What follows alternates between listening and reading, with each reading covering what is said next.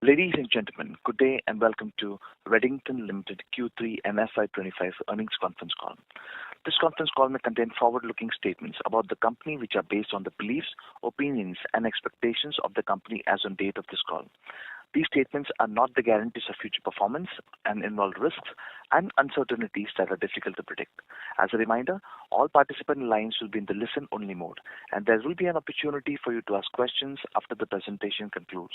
Should you need assistance during the conference call, please signal an operator by pressing star then zero on your touchtone phone. Please note that this conference is being recorded. I now hand the conference over to Mr. V.S. Hariharan, Group CEO.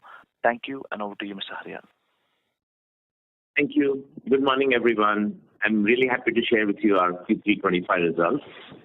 This has been the highest quarter revenue recorded at 26,764 crores and the highest quarterly profit ever at 400 crores. Our revenues grew at 14%, with profit growing at 17% faster than the revenues. Overall, PAT percentage was at 1.5. It has been a continuing story of profitable growth over the quarters, with growth coming back strongly. Strong execution across business segments and across geographies contributed to the performance. From a geography perspective, the revenue growth was contributed by strong growth in UAE at 26% and India at 18%. We are seeing signs of profitable growth recovery in Kingdom of Saudi Arabia, and Africa has continued its momentum on growth over the last few quarters. From a business unit perspective, all business units registered good growth, with cloud business unit being our stellar performer with a 42% top-line growth, driven by continued success in the hyperscaler business and the subscription software in our portfolio. CSG continues to contribute well to the profits and contributing to above-average net profit. The Technology Solutions Group this quarter grew well at 28%, driven by strong enterprise demand across the theaters and big deals. The Mobility Solutions Group was steady at 9%, and the Endpoint Solutions Group was steady at 6%. The growth of the business units was seen across both India and Middle East Africa. The business teams and operations did an excellent job of working capital, and we achieved 33-day working capital, an improvement of 3 days. ROCE was at 27%. Our lower average working capital and of 3 working days also helped us the lower interest rates, lower interest costs. OPEX control on spend was very good this quarter. It just grew at 1%, much slower than the revenue growth. Now coming to Turkey, the high inflationary and interest rate environment continued, though softening a bit. Inflation is now down below 45%. The lira interest rates have been getting revised and now down to 45%. The decline of market demand is also flattening out. Our subsidiary Arena did a better job in managing inventories and receivables, resulting in lower working capital costs. We also managed the operating expenses very well, resulting in a small profit this quarter and a better result. With regards to the parent divestment from Arena, approval from Competition Commission have been obtained. We are still awaiting approval from Central Bank. With the new growth trends on cloud, AI, digital transformation, we remain optimistic on the outlook going forward. For Q4, with the fiscal year end for India, for many corporates and government with the budget spend, backlog of deals we've carried over from Q3, as well as momentum in both the cloud and the Technology Solutions Group, we are optimistic on Q4. March being a festive month in many parts of Middle East and Turkey, we could see some slowness in demand in that part of the world. We're also planning on an analyst meeting in the next 1 or 2 months, and as we get closer to the date, we will keep you all informed. Thank you very much. We look forward to your questions. Thank you. We will now begin the question and answer session. Anyone who wishes to ask a question may press star and 1 on your touchtone telephone. If you wish to remove yourself from the question queue, you may press star and 2. Participants are requested to use handsets while asking a question. Ladies and gentlemen, we'll wait for a moment while the question queue assembles. The first question comes from the line of Nitin Padmanabhan with Investec. Please go ahead.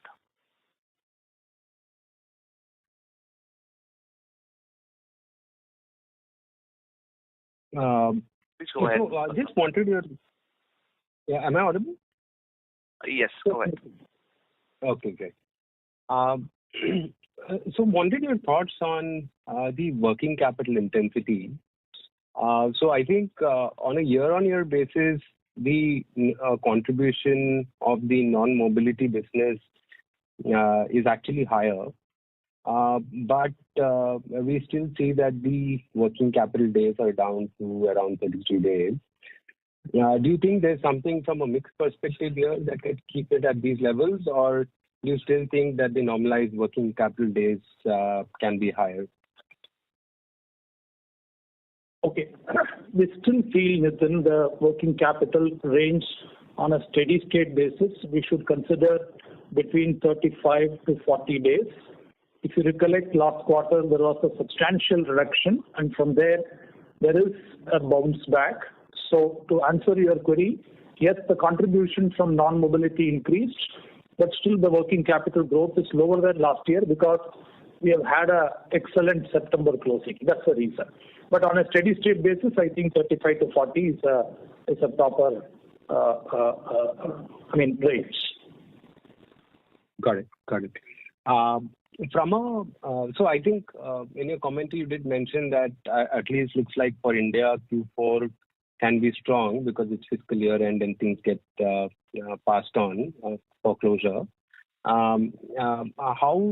So when we look at both India or CISA and the rest of the world business, it looks like CISA could continue the current growth rates, but the rest of the world will see moderation. Is that a fair kind of understanding? I think we are optimistic within in UAE and Kingdom of Saudi Arabia as well for Q4 based on everything we see. But because the last month of the quarter is the festive month, so we cannot anticipate it will be a change or not. But based on where we are, we see the similar projection in terms of growth rate and optimism. I don't want to call it moderation, but we just need to be prepared if there is a surprise in March in terms of the slowness. Got it. And just one last question. I think from a Turkey perspective, is the current quarter's increase in factoring costs related to Turkey?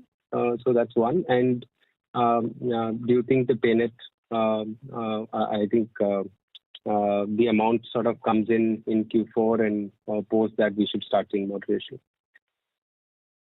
Okay.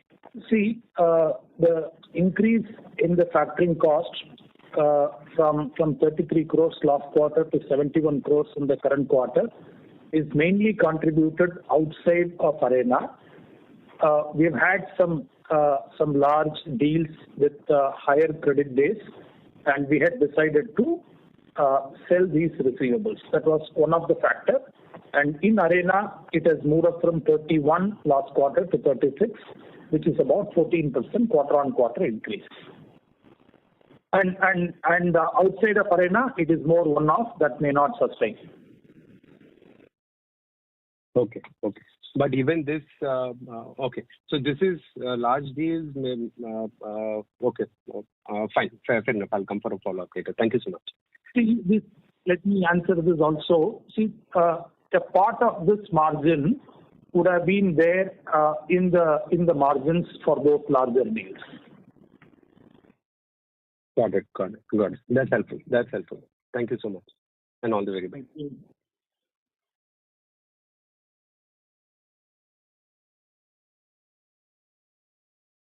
Thank you. A reminder to all the participants that you may press star and 1 to ask a question. Next question comes from the line of Aejas Lakhani with Unify. Please go ahead. Hi team, congratulations on a very good set of numbers. The efforts made by the management over the last couple of quarters have started to bear fruit. So congratulations to the team. Krishnan sir, Hari sir, I wanted to first understand that could you call out what is causing the strong, what are the demand drivers in India and UAE that is, reflecting in these kind of growth rates? Okay. I'll try and answer in one dimension, and Christian, you can add. Clearly, TSC has made a big contribution this quarter, both in India and Middle East Africa, and both small and big deals, and the demand has been strong. Again, TSC, we have a range of products, hardware and software. I would say it has all come through, and execution has been good. Mobility has actually been quite strong in India, both on Apple and Android, and that has contributed to the growth as well. And I would say these are two big factors that has driven the growth. And just our execution on OPEX, our execution on working capital, our execution on everything else has also contributed and uplifted the profitability to grow as fast, if not and faster than the revenue. I would say primarily the technology solutions group, followed by the mobility solutions group. Got it. Yeah, could sorry, you follow up for for UAE also? What are the demand drivers? UAE again, it is technology solutions group and the mobility. Those are the two business units. Cloud is also a driver, but in terms of actual numbers and contribution, these would be the two direct ones.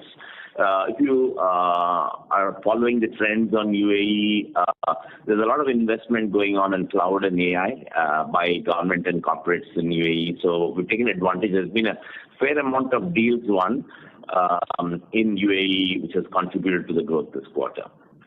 And one more item I wanted to add is the India festive season clearly played a role. The first month of the quarter, that was a big uplift. It was the consumer demand softened a little bit the second and third month, but the first month the consumer demand was hot because of the festive season. Got it. So my second question is on the gross margin. So if you adjust for the inventory provisioning that was there, especially in FY25, because first two quarters there was higher provisioning, and then, because of what we did in Saudi, and then we've taken a write back. But if you look at the 9-month number YOY and compare them, excluding the inventory provisioning, we are still lower. So the number 9 months prior was 5.7 versus 5.2 in this 9 months. So how do you see the gross margins incrementally from here on in the fourth quarter and in the next year? Okay. So first of all, I need to tell you, in first quarter and second quarter we've had a higher inventory provision, and if you recollect, in the last earnings call, we did talk about this will come back in H2, and we were confident. And a part of it has happened in the current quarter, and which is the reason why you will see the inventory provision reversal in Q3. For 9 months, the inventory provision broadly tracks our long-term average. I would say there are a couple of factors for the gross margin drop. One is, there is normalization that happens, and which all of us know. And I would want to mention here that we have looked at all the global tech distribution companies, their profitabilities in the recent quarters. Very clearly, our profitability is on top. Everyone is in the range of about 1 to 1.2, 1.3%. And we are at about 1.5%. So very clearly, because of various actions that we had taken, our margins are better than the rest of the industry. But there is a normalization factor which we need to keep in mind. Second is, the large deals, again, we had spoken last time, would not come at similar terms. Either we may have to make a compromise on the margin or on the working capital. That also is one of the contribution to this. And the third is, of course, we being a market leader in many of the markets, there are increased competition, and obviously this is something that we have to absorb it as a new norm, and we need to work on it. But we are trying to do our best. Also, we need to understand that there are normalizations that are there, and we are trying to address it in the form of better operational efficiency and better working capital management. Got it. Sir, could you just speak about now the EBITDA line item and how we should think about it for, the next year? Okay. So we had been talking about an EBITDA between 2.3 to 2.5%. We still feel that can be the trend as we move into the future. This quarter we had been in the top end of the EBITDA, which is at 2.5%. But if you take for the full 9 months, it is at 2.3%. I just want to mention here, this EBITDA calculation considers other income, which is how normally we do, and that has been our request to the market participants also all the time. Got it. So, sir, you feel confident of being able to maintain the 2.3 to 2.5% band in the next year. Is that a fair understanding? Yes. Okay. Got it. So could you now comment, please, about, how is Turkey as a region shaping up? And also, if you could expand, I didn't catch your earlier point that the total factoring cost had a one-off and the normalized arena factoring was at 34 crores. So could you just break up what was the one-time factoring cost and how Turkey is shaping? Okay. I will address how is Turkey shaping up. So I need to break up the business into, let's say, 2-3 parts. One is the software business in Turkey. We have a pretty nice focused software business that's growing quite well despite all the conditions. And that's largely enterprise and government consumption. That's a combination of licensing and subscription models. It's roughly about 10 to 15% of the business that's growing nicely. The PC business was declining in the high teens the last 2 quarters, but this quarter, based on the results that we saw, the decline was not as bad. It is still declining. So going forward, we don't see a recovery, but we see the decline in the market opportunity not to be as steep. With the inflation rate coming down below 45 and the interest rate trending downwards, the lira interest rate, we do expect to see a little bit of optimism, though the projected GDP rate for the next year in Turkey is a decline year on year. So those are the 2-3 parts. The mobility channel continues to be flattish, with a small growth maybe. So PC decline, software growth, mobility flattish. So I think it's a holding pattern, and we want to make sure that we are operationally efficient with our OPEX and our management of inventory and account receivable so that we continue to move in the direction of being in the green side on profitability. If I can add on Arena with a little bit of numbers, Aegis.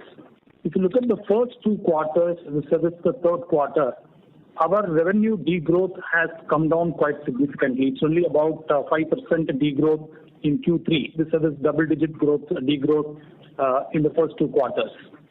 PAT was a significant loss in Q1, improved, but still was loss in Q2. But this time, it became positive. We have had a positive profit in Q3. Net debt, end of Q1, we were at about $153 million, and end of December, it had come down to $137 million. Also, working capital days had come down. The percentage of aged inventory to the total inventory had come down. The percentage of overdues have come down. So it's an all-round reduction that had been attempted. And also on the headcount, you have to give the credit to the team. About 15% there is a reduction in the headcount from the time where they started the year. So, in spite of the economic challenges and the borrowing challenges that are there, all these have, and we think we will be at it. As far as factoring is concerned, I think what you had seen in Q3 is something that should continue in Q4, subject to, as Hari said, we are waiting very eagerly for the paynet closure. Whenever that happens, it will have an advantage in terms of our interest and finance cost, which includes factoring.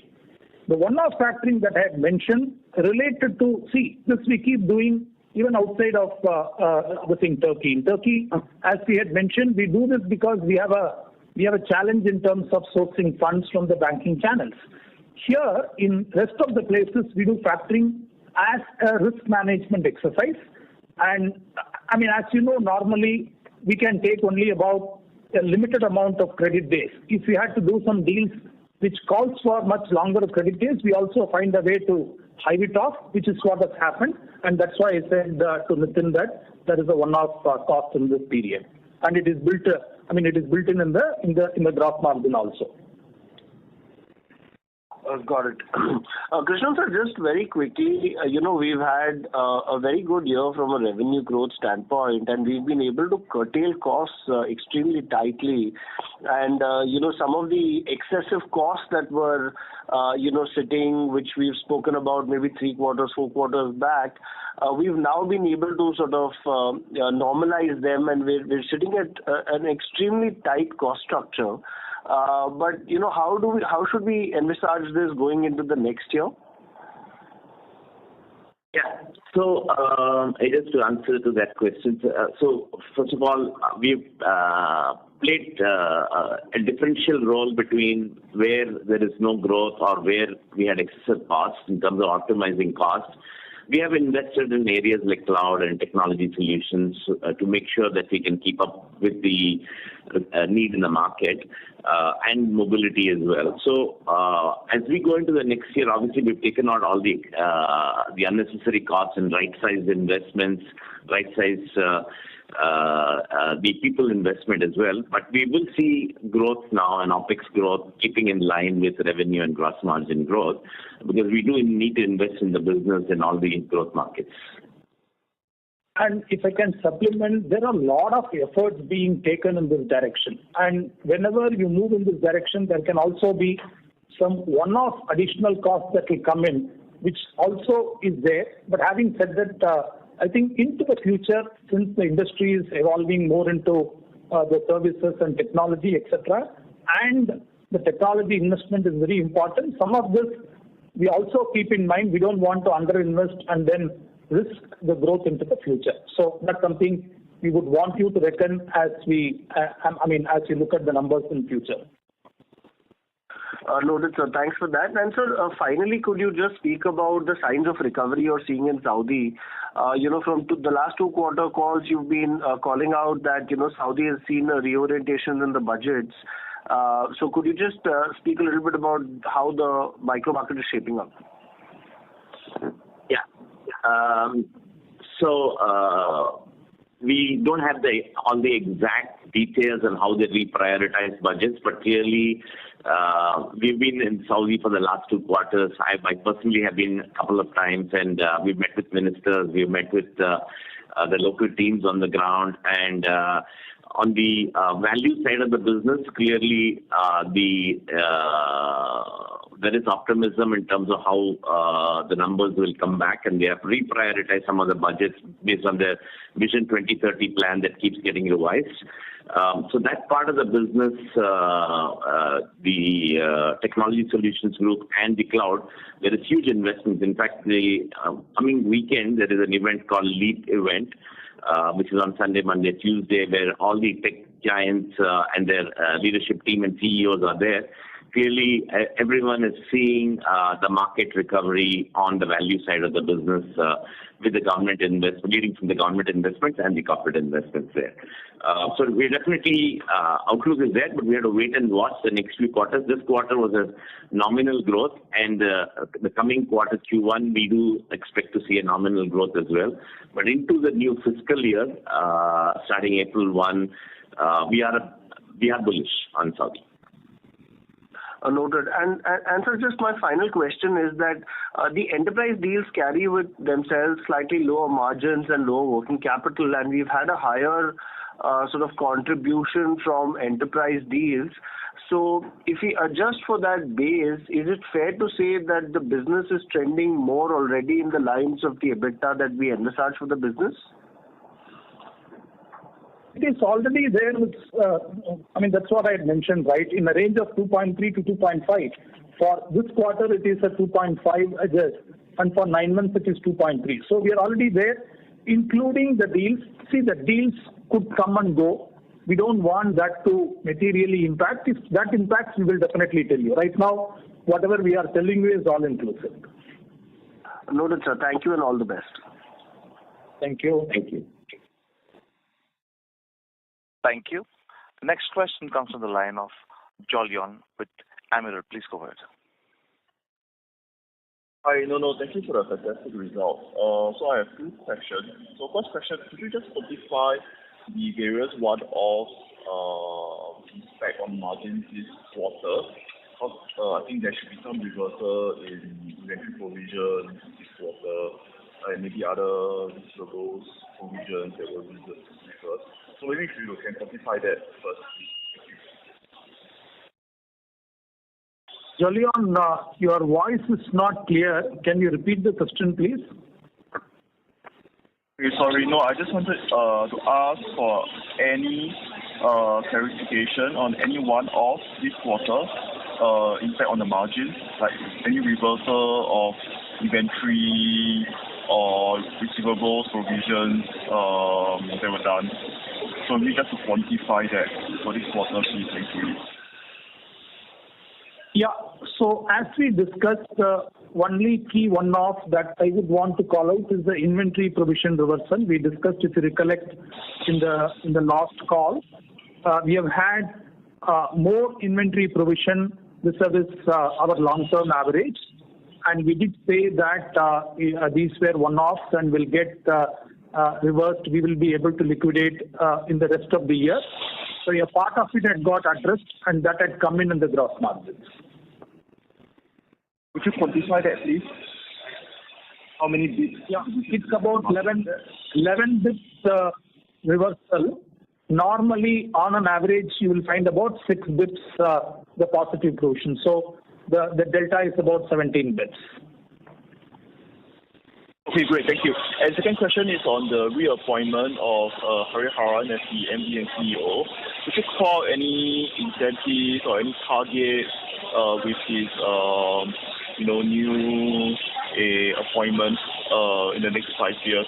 And maybe any key KPIs that we should be looking at? Yeah, that's all. Thank you.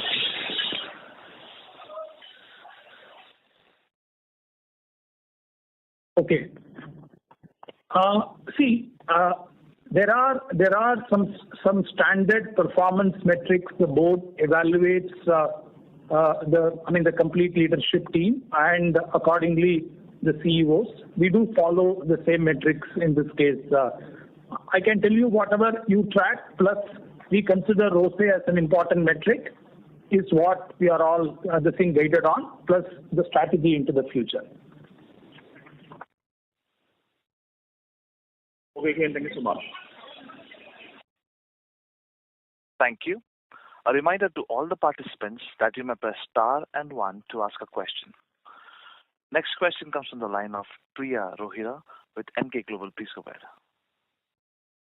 Yeah, hi. Thanks to the management on a great execution. And once again, it's been a very decent quarter if I look at across the geographies with all the verticals showing great performance, especially with respect to the TSD segment. If you could throw some light, what we have seen across is it's both across CISA, ROW, and then boiling down to a 28% growth for global.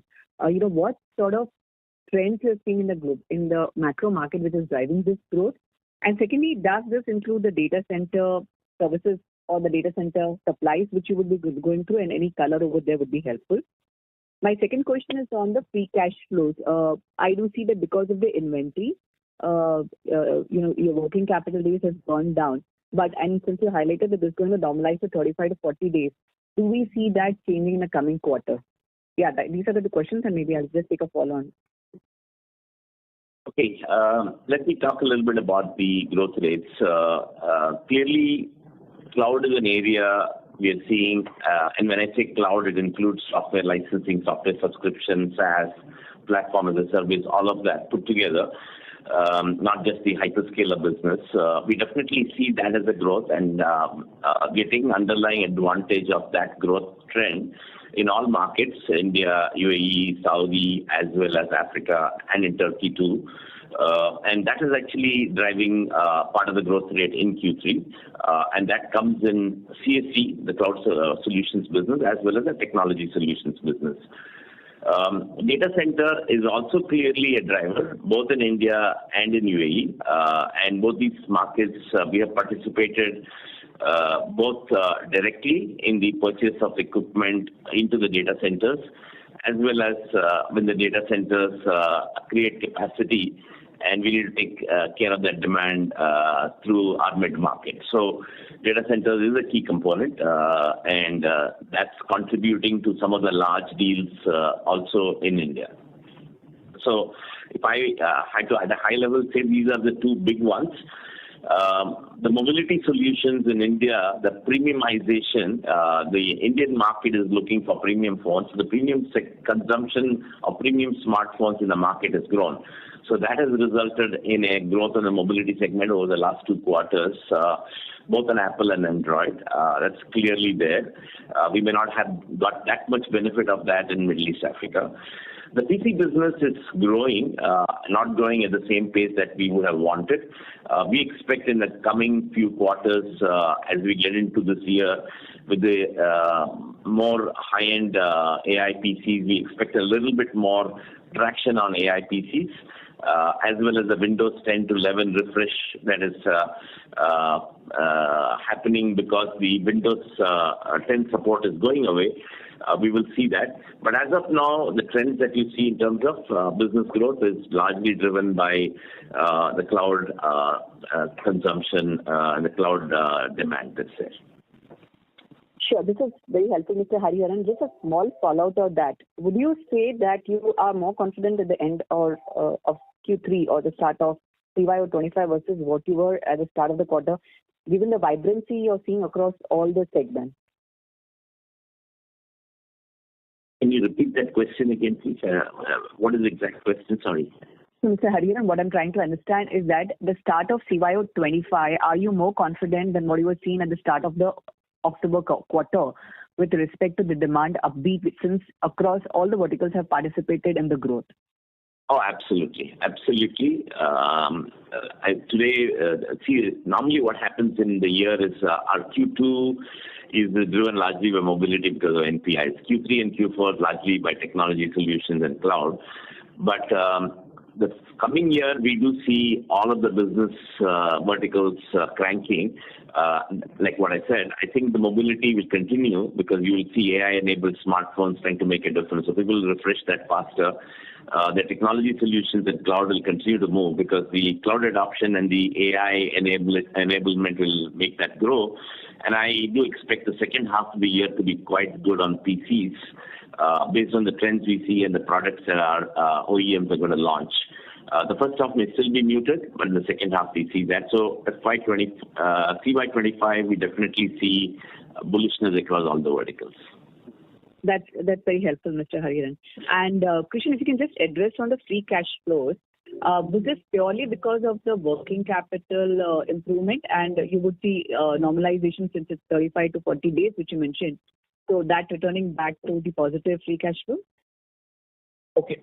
So the first submission, as I would normally make all the time, please look at free cash flow over a longer period. Because of too many moving parts in this business and many of the working capital metrics depend on how do the vendor behave, their product category behave in that market, etc. There will be volatility in shorter periods. So to answer you in short, there is a jump from the 25 days to 33 days. The end of September, we all know is not a normal working capital level. It was far low. That has moved up and that has resulted in the FCF being negative. And this is on top of the 3,000 crores, if you recollect, the free cash flow in Q2. The comfort that I can give you is, if you look at the debt levels are under tremendous control even at these growth rates. Our gross debt to equity is about 0.4 times. Net debt to equity is about 0.2 times. That's the way we are geared. And if the payment transaction gets consummated whenever it is, that's going to have an added advantage in terms of this debt equity ratio. So we are very well positioned in terms of fueling the growth without the balance sheet getting diluted. Yeah, thanks, Krishnan. This was very helpful, and congratulations to the management team on a great quarter. Wish you all the best for FY25. Thank you, Priya. Thank you. Next question comes from the line of Saurabh Dhole with True Beacon Investment Advisors. Please go ahead. Yes, sir. Thank you. Good morning. My question is with respect to the MSG segment and other verticals where you're catering, where your end client is, a retail, individual. What I want to understand is that what proportion of the sales or what proportion of the distribution that happens in these verticals, what proportion gets routed to QCOM, and market requirements as compared to the traditional retail stores. If I can understand the questions again, one is the distribution of the business across the different verticals. That is one question. And second is the impact of QCOM. Is that correct? Yeah, distribution of, let's say, smartphones or let's say PCs and other ancillaries, where the end client is a retail individual and not an enterprise. So what proportion of the sales are you making to this particular customer through QCOM channels? And what is the impact on channel margins and working capital requirements when you compare that with your traditional retail stores? Okay, so today, QuickCom is a really good growing segment, and actually we do partner with the QuickCom players in our logistics business to enable them and help them. So we have partnered with some of the QuickCom players. But in terms of actual sales of smartphones and PCs to the QuickCom channel, it's just the beginning of that phase. It's still groceries and electronics, and there is some catch-up happening there. There may be some small portion going through that, but it's not big yet. In terms of margins, we have not really seen there is a differential margin between retail and quick commerce. As this segment grows, we'll see if there is a value added there in terms of time of delivery and if there's an extra margin available or not. But today it is not the case. Oh, thank you. Got it. Thank you. Next question comes from the line of Payal Shah from Billion Securities. Please go ahead. Good morning. Thank you so much for the opportunity. I have two questions.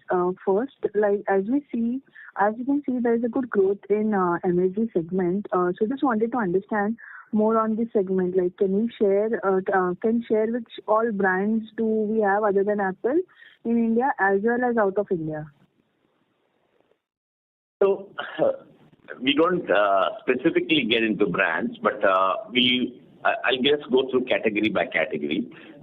In the mobility segment, we play in a premium brands. So just like Apple, we have brands like Motorola, we have brands like Google. So we play with premium brands.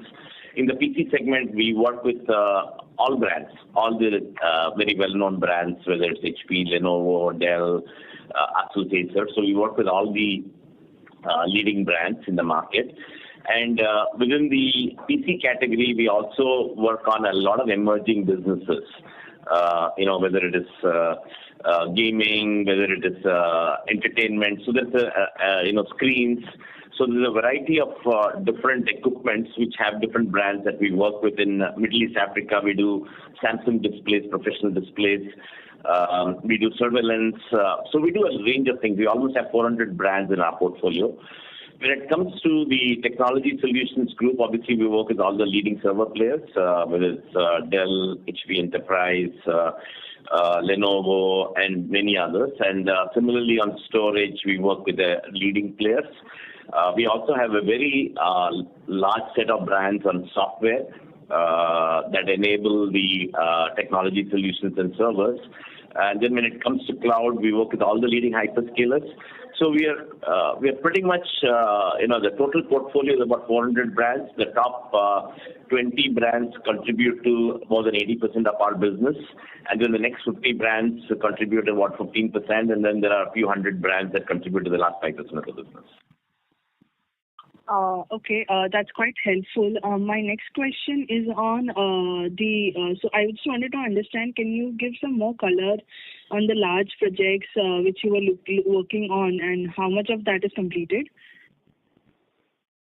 So this is an ongoing thing. Every quarter there are large deals, and just to answer an earlier question, I mentioned about data centers. So there are quite a few deals around data centers, around storage, and around servers that we do every quarter. And again, sometimes some of these deals consummate once we run the deal in terms of fulfillment and collections in the same quarter. Sometimes they spill over 1 or 2 quarters. So it's very hard to say which ones, and we don't normally share specific customer names, etc. But we have large deals which spill over 2-3 quarters, and we have some of them right now going on, which is the backlog I talked about from Q3 to Q4. But we have some deals that get consummated in the same quarter or maybe in the next quarter. Okay, that's it from my side. Thank you so much. Thank you. Thank you. A reminder to all the participants that you may press star and 1 to ask a question. Next question comes from the line of Aejas Lakhani with Unify. Please go ahead. Yeah.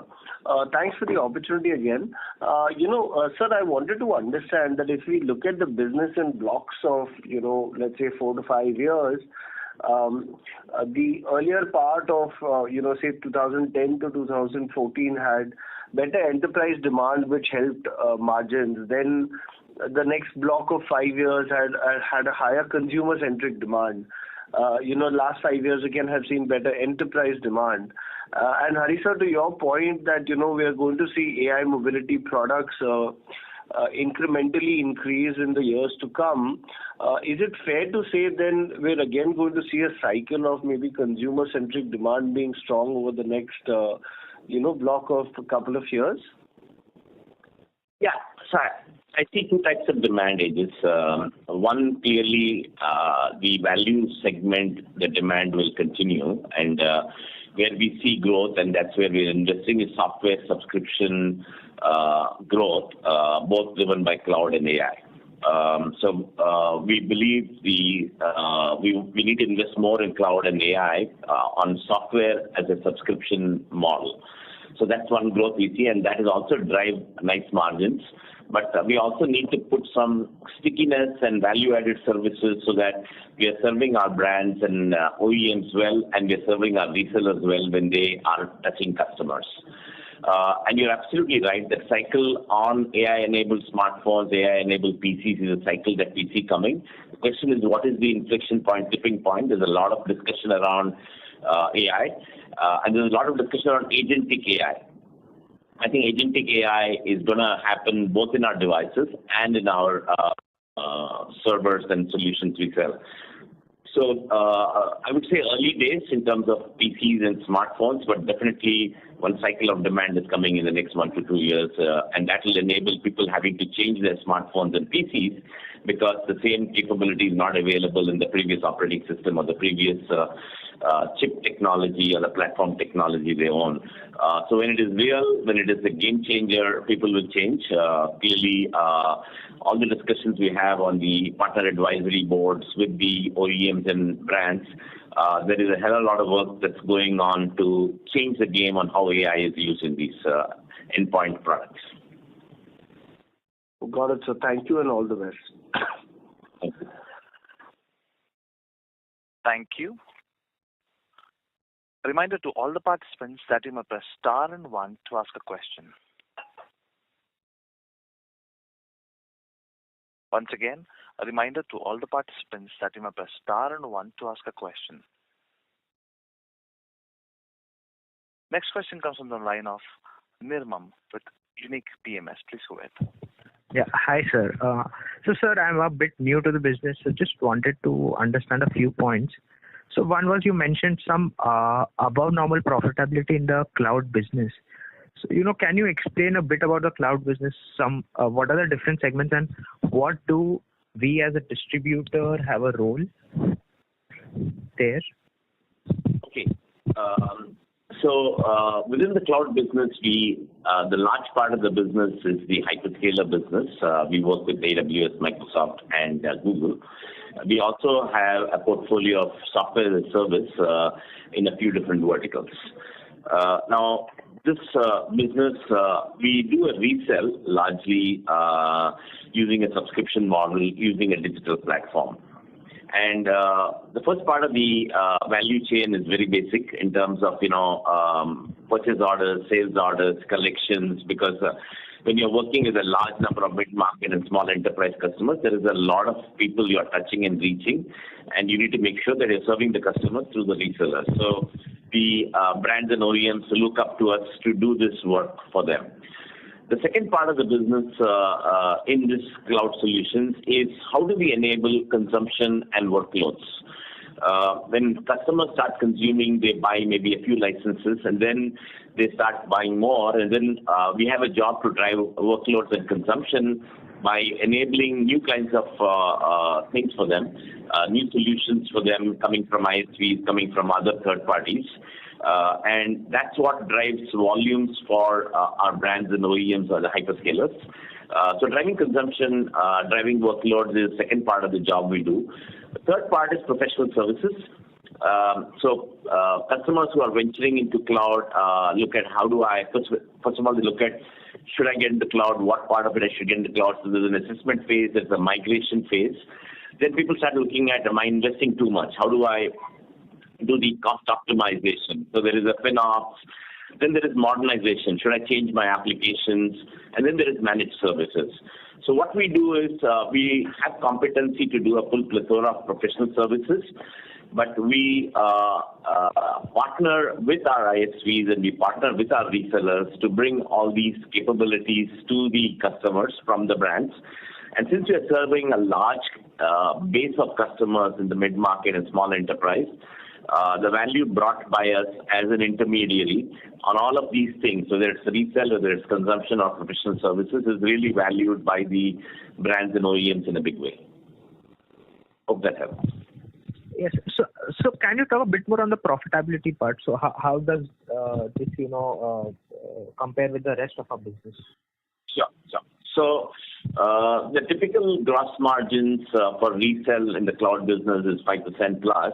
And then when you drive consumption and workloads, specific programs that you bring to the table, you can get on the higher side, maybe 6-7%. And then you get into professional services, you can make margins 20% plus. So it's a combination of these things. Obviously, professional services is small and still growing.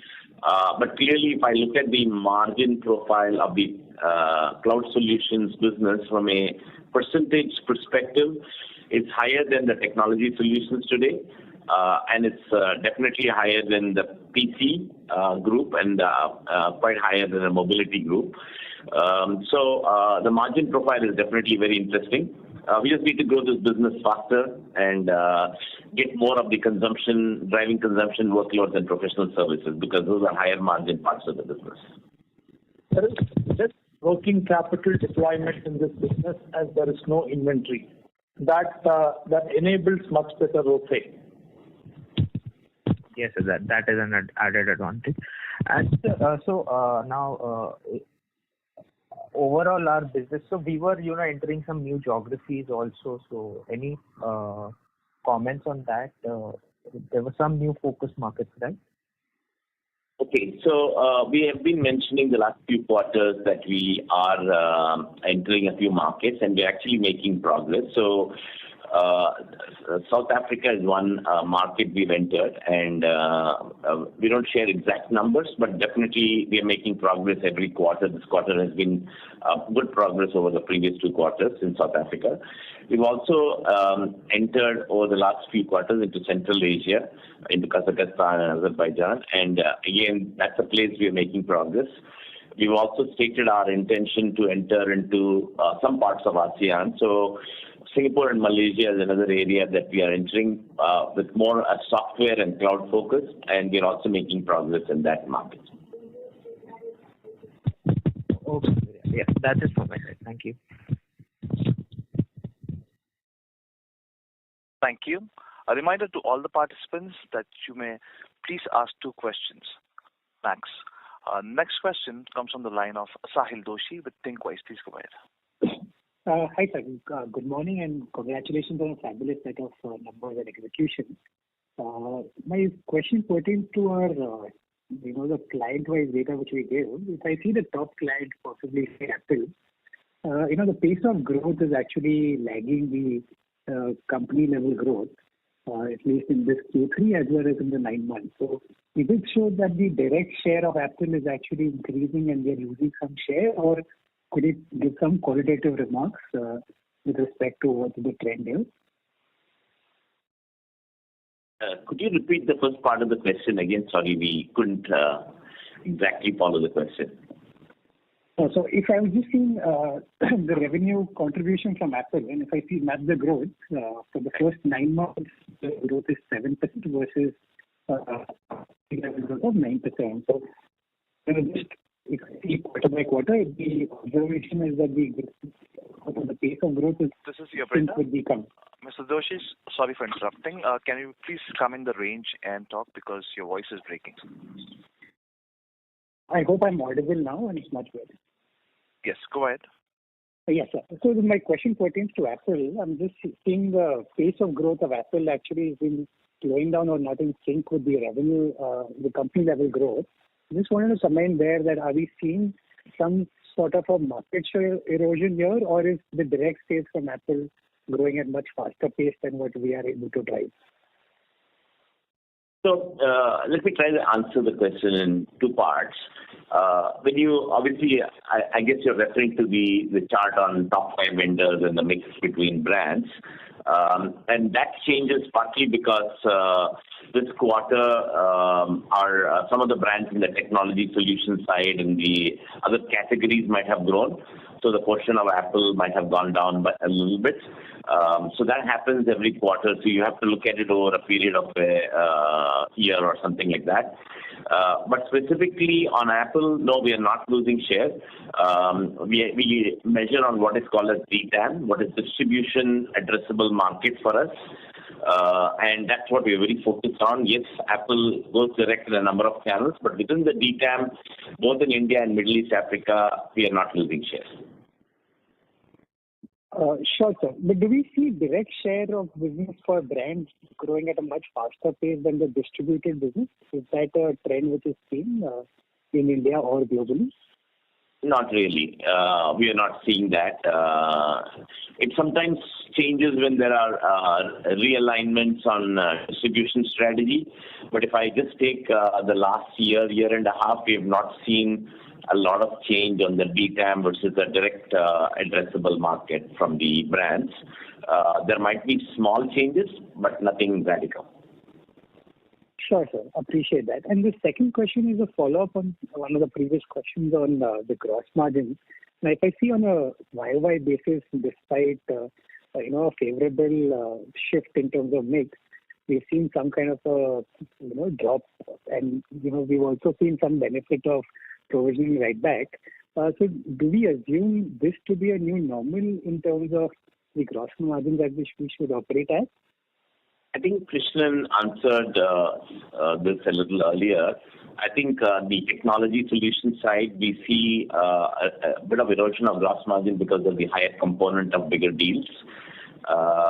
We do see big deals coming in the next few quarters as well. So as the component of big deals versus the run rate business goes up, we might see a little bit of trending in that direction. But we do look at return on capital employed as we take on these deals. So if they'll definitely be good ROCE deals, even if the gross margin percentage goes down a little bit. Sure, sir. And just the last one, if I see renewable energy, which was a vertical which we just started focusing a couple of years back, possibly the last 2-3 quarters, we've seen the rate of growth slow down. Any possible reason for this, and how do we look at this business going forward? Sure. The solar business was largely a business that we were targeting rooftops. And, there were changes in regulatory changes in the environment. The large part of the business is done with imported solar panels. And as the ALMM measures came in, we had to readjust our business model and partnering with local solar panel companies. We have done that. And we've also adjusted to the new Prime Minister Yojana program that was announced. So we've actually created now what is called as the Redington Solar franchise. It's called the RSSC franchise that we have created. And we are working with EPCs who want to be part of our franchisee model, along with the Prime Minister program of subsidizing rooftops. We are actually quite optimistic about this. It will take some time to change the business model from a imported